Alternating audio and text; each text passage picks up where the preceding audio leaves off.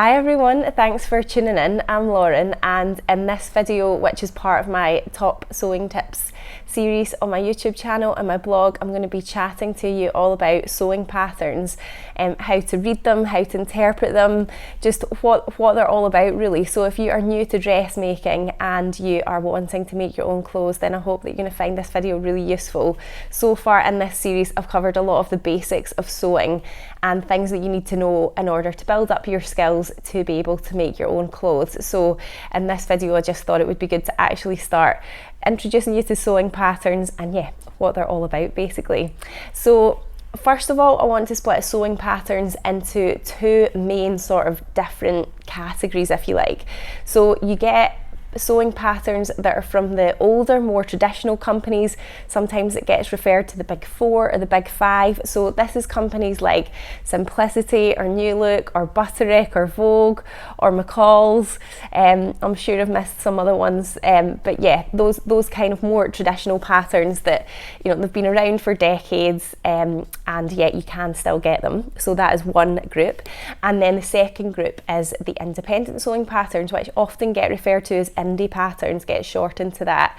And in my shop, which I'm in just now, as you can see behind me, I only stock the independent sewing patterns just because I like to offer something a little bit different, and they come from kind of smaller companies that are usually from all over the world. So we have independent sewing patterns from Canada and the US and New Zealand and Australia and France and Spain, and then we do have ones that are from the UK as well. So yeah, they tend to sort of be all over really, and these companies tend to be run by either one person, or they've been started by just a single person sort of working on their own, or they might just have a small team working for them. So yeah, they're the kind of smaller independent companies, and then the bigger companies as well. So what I want to do is sort of talk you through the main differences that you'll find in those two different types of sewing patterns, and certain things about them might appeal to you more than others. I generally tend to just use the independent sewing patterns as my personal preference, but I'm not saying that the other ones are bad or anything. They're just different, and my preferences are the independent ones. And once I've sort of explained some of those reasons, you'll maybe sort of find reasons why you might like those ones better as well. So the first difference that you might notice if you take a pattern from one of the big companies and one from the independent companies is the number of designs that are actually within that single pattern. So it's quite common with the bigger companies that you will get several different garments within the one pattern. So it might be a skirt, a top and a jacket all in one pattern, or it might just be the same type of garment, like it might be a dress, but there might be like 4 or 5 different variations that are sort of illustrated on the cover. But yeah, it's quite common that you get multiple different garments within the same pattern. Whereas with the independent ones, they tend to just focus on a one kind of type of garment, and there might be 1 or 2. There might be 2 or 3 variations within that. Sometimes there's 4. It just kind of depends really. But there tends to be not as much variation in terms of the actual garment that you make on it. It's just a variation of the same garment, like a skirt with different length options, or dress with a different neckline, or whatever it might be. So that's the first difference that you might notice. The other thing in terms of the sheer number of designs is the number of patterns that they have in their collection. So if you go into certain fabric shops, haberdashery shops or whatever, and they've got the big catalogues of Vogue or New Look or Simplicity, whatever it is, it's a really big thick chunky catalogue, and there is pages and pages and pages, loads and loads of different designs. Whereas an independent pattern company is going to have a much smaller range of patterns. They may have anywhere between sort of 10 and 20 different sewing patterns that you can choose from, and really that's just to do with the size of the company. The smaller ones are small companies with one person or just a small team of people, and they just can't produce the sewing patterns at the rate that the larger companies can. The other thing that you might notice about the independent sewing pattern companies is they tend to have their own sort of style and aesthetic. So they will design garments that are to a certain taste, if you like. So you might find that if you like certain patterns from a certain company that almost no matter what they release, you are going to sort of relate to that. A bit like certain high street shops, I guess. You know, there's certain high street shops that you might find that you go into and you like everything that's in there, or you might go into some other shops and you might think, actually these clothes aren't really for me. So the smaller companies tend to have a bit more style and a bit more kind of personality to them, I guess, and maybe something that you can relate to a little bit more. So yeah, once you find a certain company that you like, you tend to just you might just really like a lot of the things that they do, or just the sort of way that they do them. So that's another main difference with the bigger companies, because the volume of different the volume of choice is so vast, it's not quite as personal. Sometimes it can be a little bit harder to relate to, or you need a little bit more imagination to sort of imagine what the clothes will be like at the end once you've made them. So once you actually get inside the sewing pattern, the next thing that you're going to notice is quite different, is the instructions that come with them. Now with the bigger sewing pattern companies, you'll tend to find that the instructions, they follow quite a sort of general kind of format, and that tends to be fairly sparse in my experience. So the instructions won't be really that detailed, and they will also presume that you have a certain level of kind of knowledge and understanding of garment construction beforehand.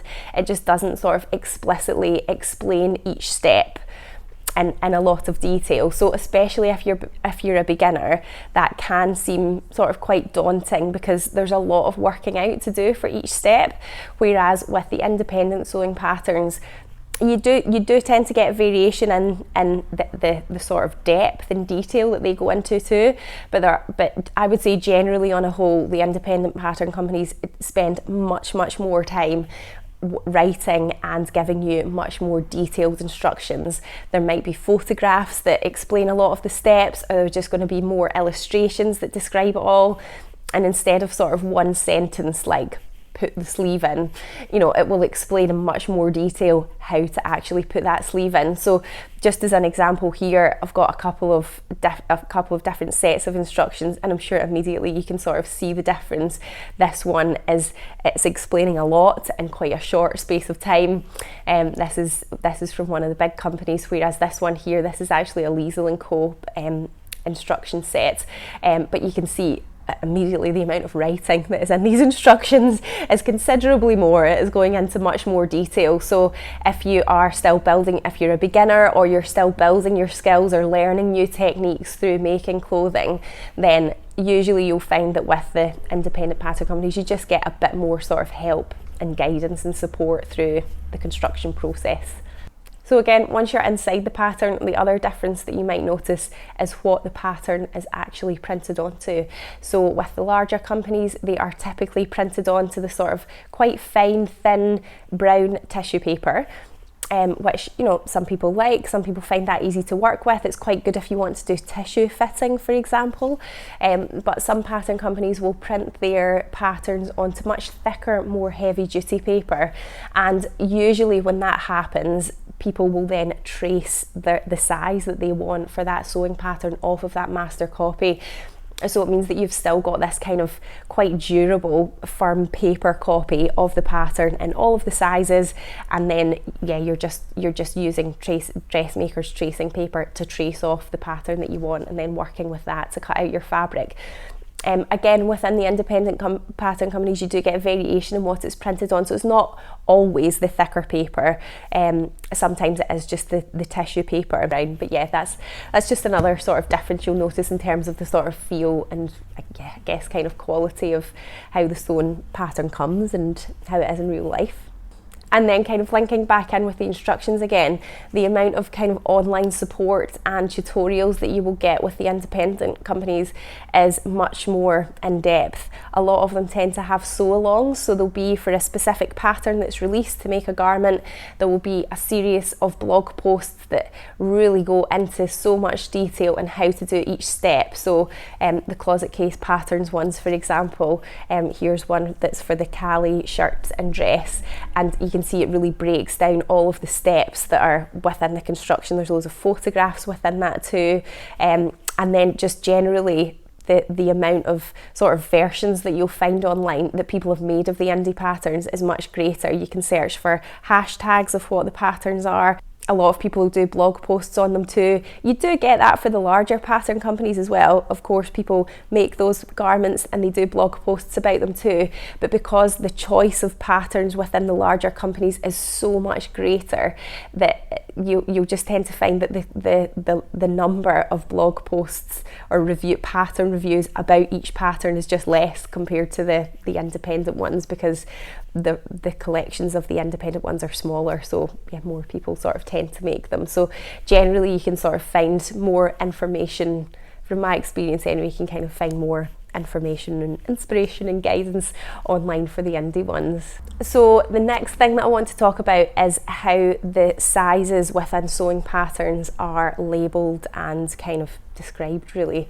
And I feel like this is quite a huge topic that could almost deserve a full video and blog post and debate on its own, but something I wanted to touch on anyway, because within all sewing patterns, whether they're indie ones or whether they're from the bigger companies, you will notice a huge amount of variation in terms of what the sizes are actually called. And you will find that within different patterns that come from different companies, that you're quite likely to be a different size. So you might be one size in one pattern company and another size in another, even though your body is still the same. Just like when you go into high street shops, and you might find that you're one size in one shop and you're one size in another. Some will focus on petite sizes, some will focus on plus sizes, some will kind of go somewhere in the middle and not really capture either end of the spectrum. They all kind of vary, and it's just important to know that you're not alone if you're a different size in lots of patterns. That's generally just the way it is. So from my understanding of how it is, and I'm sure I could be corrected here, is that when sewing patterns are created and they're made, the starting point for a sewing pattern is a block, and that block will be based on a specific set of measurements, and it will be called a certain size. And then when patterns are graded, they're graded up, graded down, to create all the other sizes in the range. It's sort of based at the starting point as that block, and all of the different pattern companies will have their own block that they work from. And because that block will be different, because it's been developed by different people working in different companies, that I think that's usually where the difference and the variation in sizes come from, and why a size 12 in one pattern is a certain set of measurements, but a size 12 in another pattern is one that's slightly different. So yeah, really, I guess what I'm trying to say is just to be aware that it's different, and yeah, to know that it's normal, really, and that if you are a different size, then that's okay, because everybody is. So when you come to select your size from a sewing pattern, the main thing is that you take your body measurements, so your bust, your waist, your hip, or if there's any other measurements that are called for, but generally they're the sort of three main ones, really, and that you come to plot them on the size chart that comes with the pattern. And you just need to forget what the size is called. I know it's really hard, and you might come up a size that you think, why am I this size? When I buy clothes, I'm not this size. Just forget what it's labelled. It could be A, B, C, D for all it is. It could be 1, 2, 3, I don't know, it could be anything. Just forget about what it's called. I think we can sometimes get kind of caught in what a size is called, and we're sort of forced to believe that certain sizes are better than others for whatever reason. I don't know, but just put it to the back of your mind. Just think about your own body. You're making clothes for yourself, you want them to fit properly, so just try to just stick with your actual body measurements and where that kind of falls on the size chart for a pattern. Now, one really common thing to happen is that when you do plot those sizes on a size chart, that you will span more than one size. So it might not be that your 3 bust, waist and hip measurements, those 3 measurements sort of fit exactly into one size that's on the chart. So there's a few things that you can do in that situation. One of them is to think about the style of the garment and take into account the ease that is within the design and the style of it. So ease refers to the difference between your actual body measurement and the finished garment. So if you're making a garment that is out of woven fabric that doesn't stretch, then the final garment that you make has to be a bit bigger than your actual body. Otherwise, you're not going to get it on and off. You're not going to be able to breathe when you're wearing it. You're not going to be able to move. So that is called positive ease. The finished garment is bigger than your actual body. If you're making a garment out of stretchy fabric, and say it's like a sort of fitted t-shirt top or a pair of leggings or something, for example, or it might even be a fitted pair of trousers that is designed for a fabric that's got elastane in it with stretch, then what you will find is that the garment can have negative ease. So the final garment that you make is smaller than your actual body.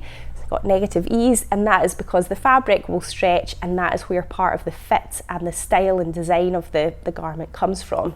So if you are falling in between a few sizes within a size chart on a pattern, you can then look at the finished measurements chart for that pattern, and you can say, okay, you know, my hips don't quite fit into a certain size, but actually the style of this top or of this dress is that it's quite full at the hips.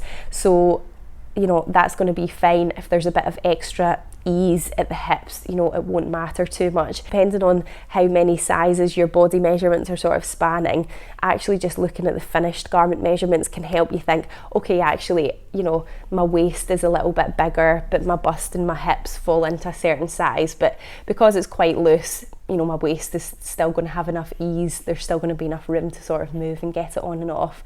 So that can be a huge help when you come to do it. If it's not quite as simple as that, and just taking account of the finished measurements and using that to help you choose a size, then it might be that you need to make pattern alterations to it. You have to actually alter the pattern. And this could be something as simple as just merging between sizes at the side seams. So you might be one size at the bust, and then as you follow the lines of the sewing pattern down, you just merge to a different size over the waist and the hips. That's probably like the simplest sort of form of pattern adaptation, really, and kind of merging between sizes.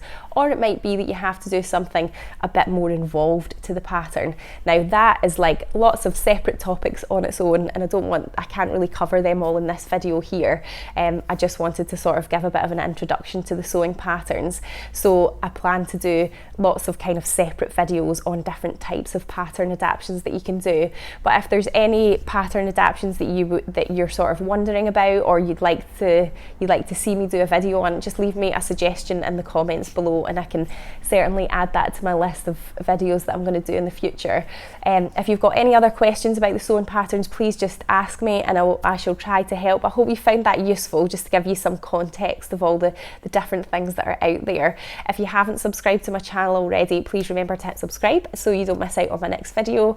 But thanks so much for watching, guys, and I shall see you soon. Bye!